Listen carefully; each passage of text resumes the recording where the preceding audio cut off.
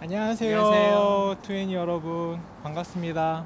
이제 결혼이라는 장벽 자체가 너무 높아졌다고 생각을 하니까 집을 구하는 것도 어렵고 결혼 비용도 너무 크고 청년들 같은 경우는 취직도 어렵고 하다 보니까 내가 언제까지 결혼이 미뤄질지 모르니까 나는 그냥 동거라는 조금 더 쉬운 방식, 현실과 일정 부분 타협하는 방식으로 그냥 내 삶의 라이프 스타일을 맞춰가겠다, 이렇게 그게 쿨하고 요즘 사람들의 사고방식처럼 느껴지는 경우들이 있는 것 같아요. 목사님께서 보시기에 이 동거를 쉽게 생각하는 우리 청년들의 마음, 어떻게 보고 계시고 그들에게 좀 한마디를 해주실 수 있다면 어떤 이야기를 해주실 수 있으실까요? 동거를 한다는 것 자체가 나랑 맞지 않는 점이 발견되면 언제든 결별할 수 있다, 이전으로 돌아갈 수 있다 라고 하는 것들을 전제하고 있는데, 그렇게 전제했을 때 서로가 겪게 되는 후폭풍들이 상당할 거라고 보고요. 그리고 결혼이라는 것 자체에 대해서 우리가 그동안 여러 주변 사람들로부터만 들어왔던 이해들로 가득 차 있기 때문에 정말로 결혼이 무엇인지, 하나님께서 이 결혼 제도를 사람들에게 왜 주신 것인지에 대한 어떤 말씀 안에서 이해가 먼저 선행되어야 되지 않나 라는 생각을 해봅니다. 결국 결혼이라는 게 창세기 3장의 아담의 범죄로 인해서 죄가 들어오는데, 그럼 결혼은 언제 일어나느냐? 창세기 2장 말미에 일어나거든요. 하나님께서 천지를 창조하신 다음에 아담과 하와를 부모를 떠나 한 몸이 되게 하셨다라는 말씀으로 부부가 되게 만드시는데, 그러니까 죄로 사람이 타락하기 이전에 이미 결혼 제도가 사람 안에 들어왔고, 그 결혼을 통해서 하나님의 나라를 가꾸어가는 명령을 주셨고, 그 명령은 지금도 동일합니다. 그렇다면 결혼이라는 게 기원이 우리에게 있지 않고 하나님으로부터 왔고, 하나님이 우리에게 주신 동산들을 가꾸어 나가는 일, 곧 사람의 일이 아니라 하나님의 일이라고 본다면, 우리가 결혼을 못하기 때문에 동거를 한다라는 어떤 생각들이 얼마나 말씀 가운데서 괴리된 생각들인지 좀 알 수 있을 것 같아요. 그리고 결혼이라는 것 자체가 이제 공적 선언이고 공적인 연합이다 보니까 동거는 우리 두 사람의 합의로 얼마든지 결합되고 헤어질 수 있는 데 반해서 결혼은 그것보다는 훨씬 더 무겁습니다. 그러면 결혼을 왜 굳이 사람에게 주셔서 이렇게 우리가 결혼 제도 안에서 살게 해주셨을까에 대해서 좀 더 고민할 필요가 있는 거죠. 그냥 우리가 상대가 필요할 때, 외로울 때 그 외로움을 채우기 위해서, 상대를 수단하기 위해서 우리에게 주신 것이 아니라 오히려 상대를 위해 나를 내어주고 자기를 부인하고 자기를 희생해서 우리 배우자를 보다 하나님 앞에 온전하게 하기 위한, 그래서 서로가 서로를 채우고 하나님 앞에 세워주는 존재로 살아가는 방편으로 우리에게 주신 것인데, 그러면 자기를 부인하는 것이 기반이 되어야 하고 희생이 기반이 되어야 하는데, 우리가 이 부분에 대해서 너무 간과하고 있는 건 아닌가, 그런 생각을 한번 해봅니다. 보다 근원적인 질문이 될 수 있겠는데요. 어느 청년이 찾아와서 목사님 결혼 꼭 해야 돼요? 이렇게 질문한다면 목사님 뭐라고 대답해 주실 것 같으세요?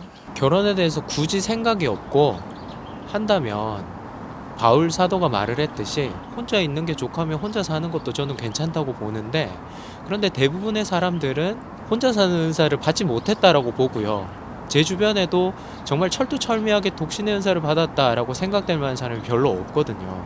그러면 자기 자신을 자기가 가장 그래도 잘 안다라고 했을 때, 내가 독신의 은사가 없다라고 한다면 결혼을 위해서 생각하고 기도하고 움직이는 게 맞다라고 봅니다.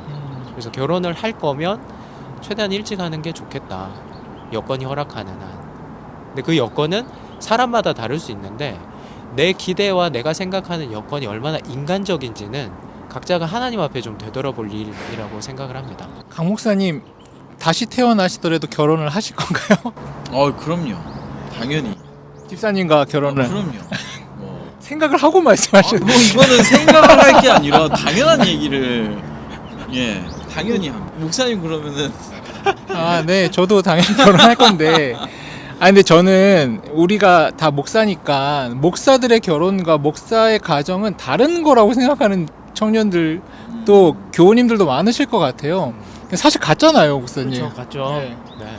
우리도 똑같이 연애하거나 사랑해서 결혼. 사랑해서 결혼. 우리는 하나님의 음성으로 결혼하는 게 아니잖아요. 호세아 같이 뭐 이런 결혼이 아니죠. 그래서 저는 실제적으로 모든 일에 있어서 내가 하고 싶고 해야 되겠다라고 생각을 하고 내 삶의 규모를 정리해가고 또 계획을 세워가고 하면 저는 그 일이 되는 방향으로 간다라고 생각하거든요. 근데 안타까운 것 중에 하나가 요즘 우리 20대 청년들 또 이 땅의 젊은 우리 청년들이 결혼 자체는 아예 안 되는 거야.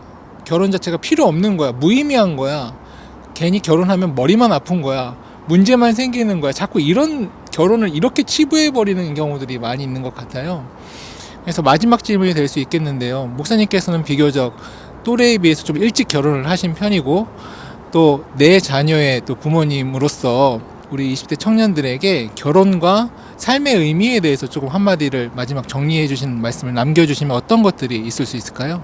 결국 그리스도인의 삶이라는 게 십자가 아래에서 자기 부인, 자기 희생을 실천하는 것이고 자기를 비워 하나님의 나라를 섬기고 주변을 온전하게 하는 그 삶의 역할들을 감당해야 하는데 그 역할을 감당하기 가장 좋은 삶의 현장이 가정이라고 생각합니다.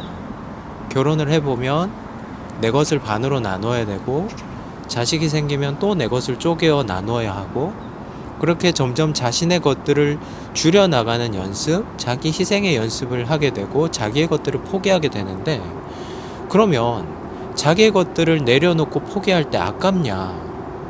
아내와 자식을 위해서 내가 마땅히 써야 할 것들을 포기하는데 그게 아깝냐? 전혀 아깝지 않거든요.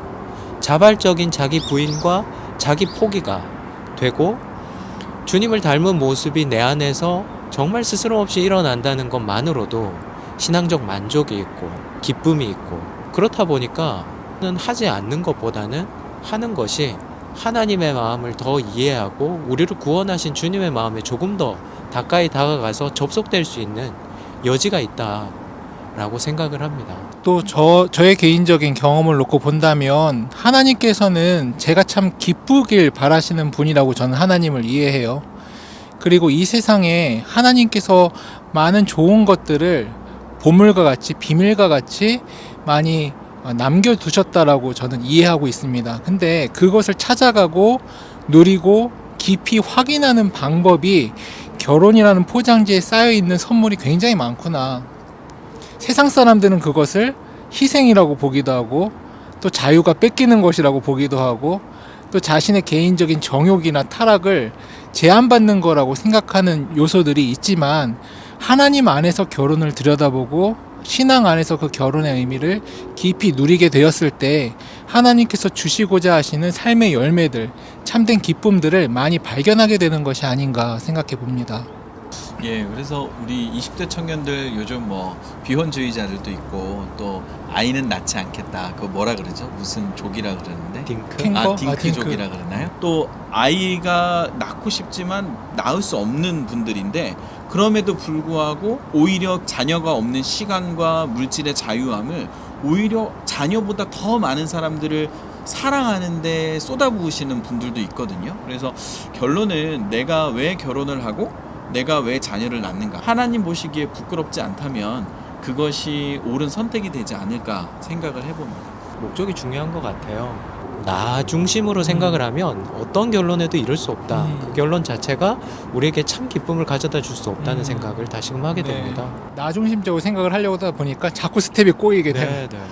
오늘의 시간이 우리 청년들에게 유익한 시간이 되었으면 좋겠어요.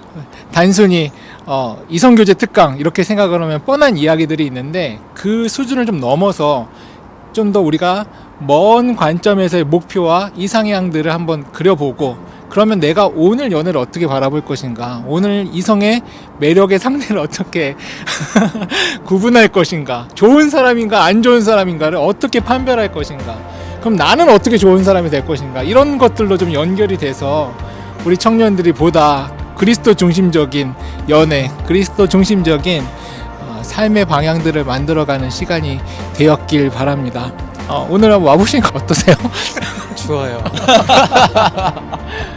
그러면 우리 다음 시간에 다시 뵙는 걸로 하고요. 또 인사를 나누도록 하겠습니다. 여러분 안녕히 계세요.